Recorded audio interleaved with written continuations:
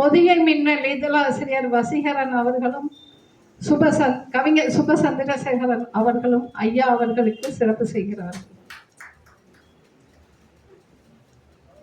அனைவருக்கும் வணக்கம். ஒரே ஒரு நிமிடம்.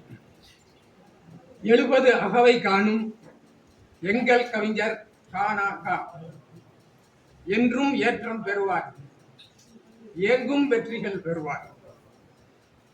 துளிப்பா தன்முனை கவிப்பா, துடிப்பாய் புது கவிகளும் பா, கட்டுரை கதைகளும் தருவார், கனியாய் தமிழும் அருள்வார்.